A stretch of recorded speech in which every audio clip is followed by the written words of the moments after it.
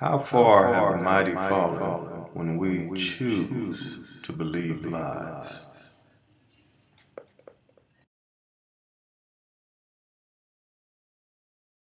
So much that you don't know whether you're coming or going. Now, any judge, when he charges a jury, says, gentlemen, any witness that you find has told a single lie, you can disregard all his testimony. That's correct. I don't know from what state you come, but in New York State, that is the way the judge addresses the jury. If that witness said one lie, disregard his testimony. Now, what are the facts? The Jews, I call them Jews to you because they're known as Jews. I don't call them Jews. I refer to them as so-called Jews because I know what they are. Now what happened? The Eastern European Jews, who form 92% of the world population of those people who call themselves Jews, were originally Khazars.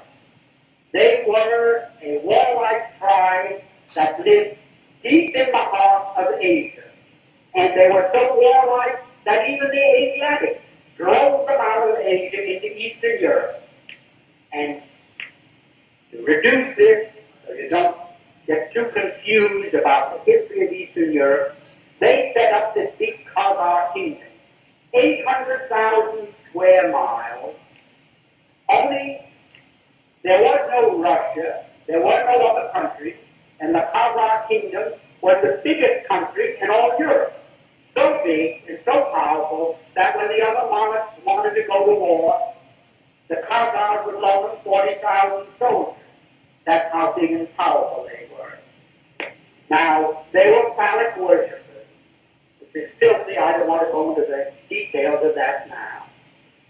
It was their religion, the way it was the religion of many other pagans or barbarians elsewhere in the world. Now, the king became so disgusted with the degeneracy of his kingdom that he decided to adopt a so-called monotheistic faith, either Christianity, Islam, the Muslim faith, or what is known today as Judaism, really Calvinism.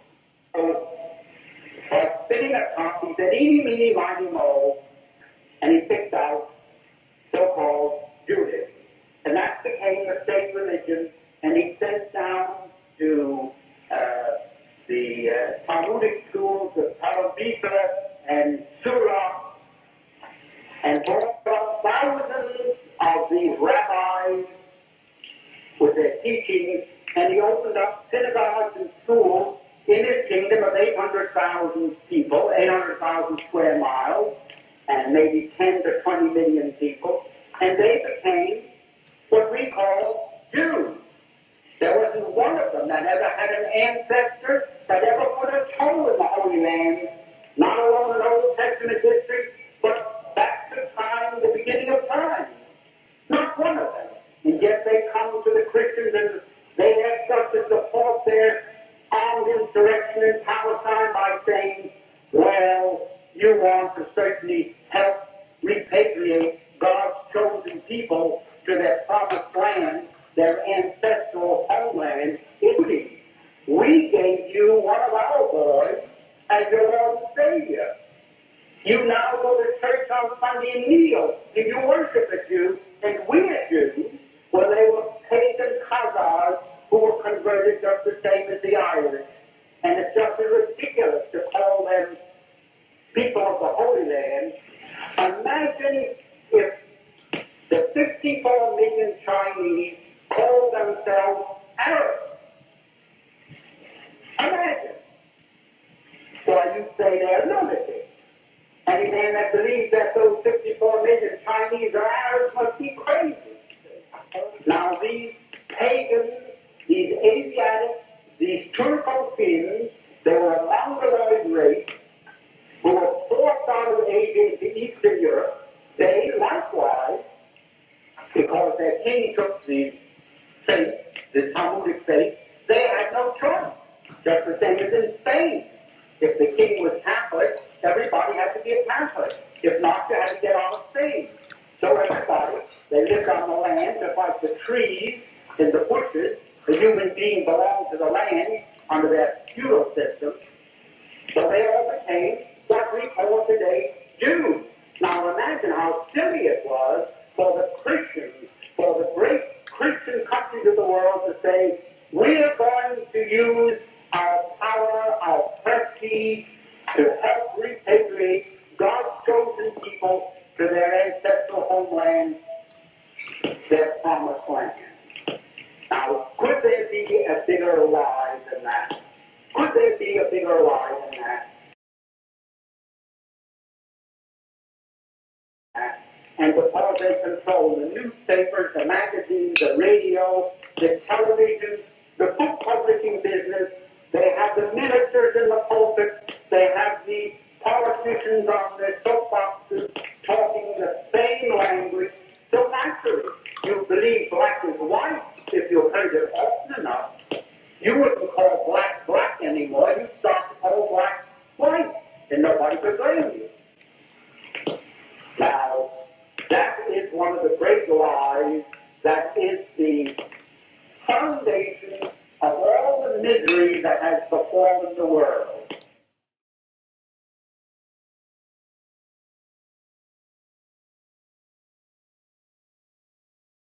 B-L-A-C-K.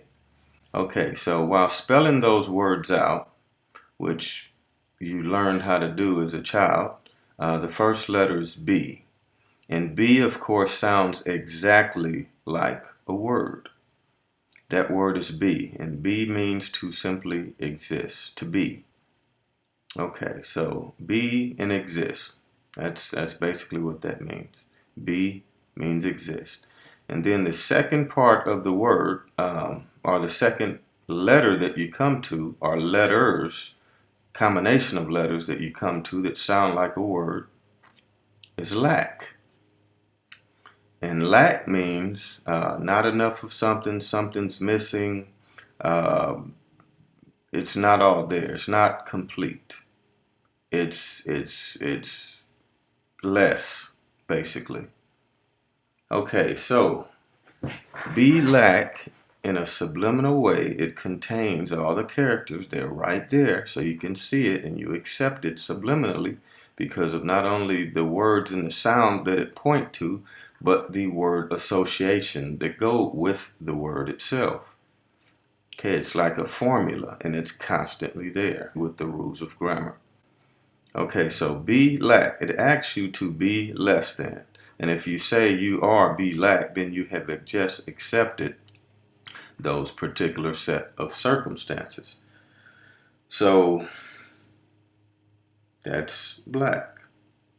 And over a period of time, you are conditioned that way.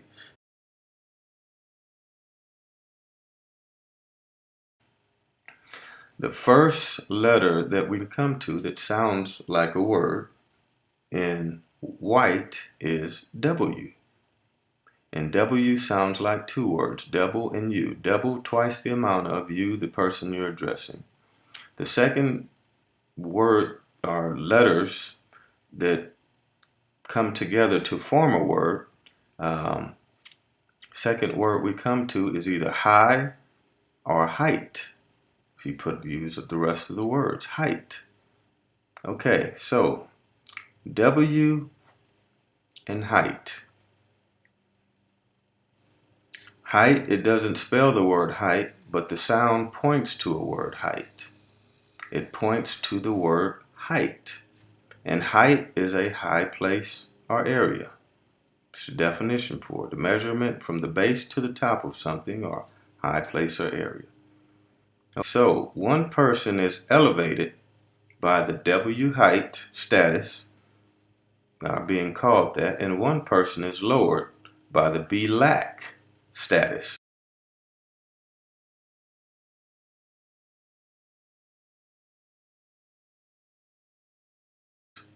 Lack, less than, height is higher. It's simple.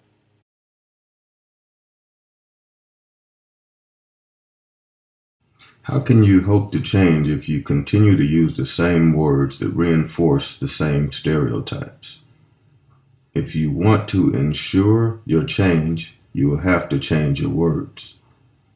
Change the words that describe you.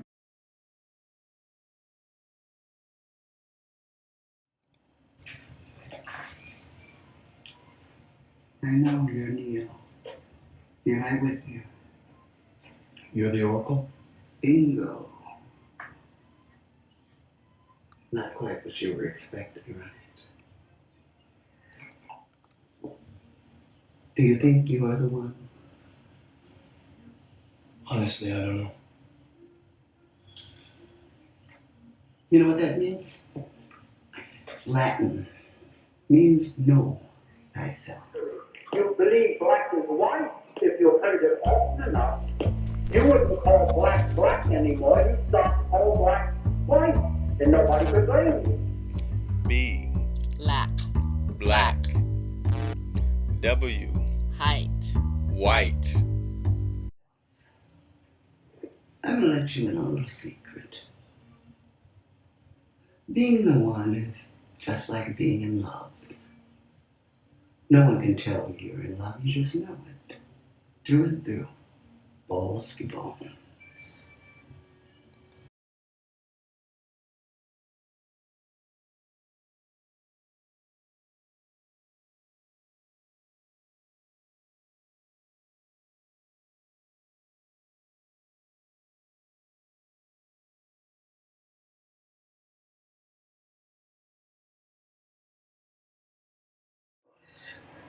That's the way these things go.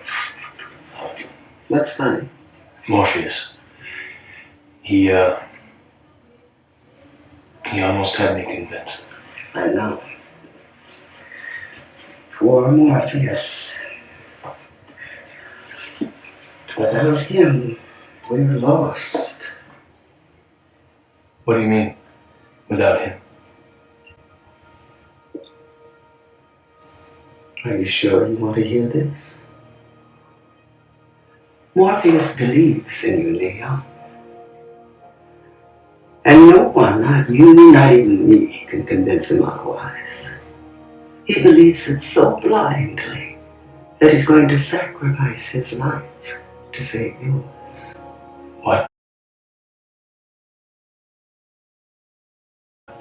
You're going to have to make a choice. On the one hand, you'll have Morpheus's life. And on the other hand, you'll have your own. One of you is going to die.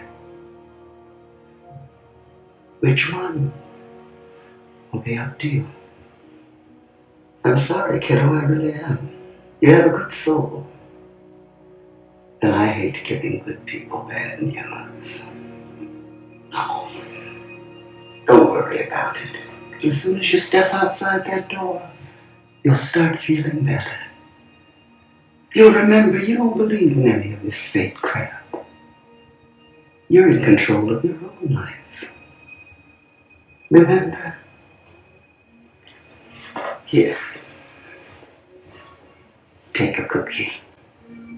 I promise by the time you're done eating it, you'll feel right as rain. On the Day of Atonement, you walk into a synagogue, the very first prayer that you recite, you stand, and it's the only prayer for which you stand, and you repeat 3 times a short prayer, the Kal Nidra.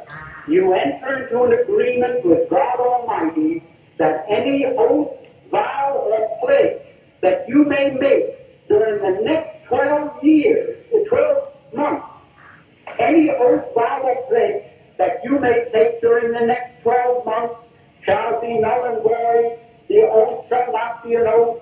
The vow shall not be a vow. The pledge shall not be a pledge. They shall have no force and effect, and so forth and so on. And further than that, the Talmud teaches, don't forget, whenever you take an oath, vow, and pledge, remember the Kal Nidra prayer that you recited on the Day of Atonement, and that exempts you from fulfilling that. How much do you depend upon their loyalty? You can depend upon their loyalty as much as the Germans depended upon it in 1916. And we're going to suffer the same fate that Germany suffered, and for the same reason.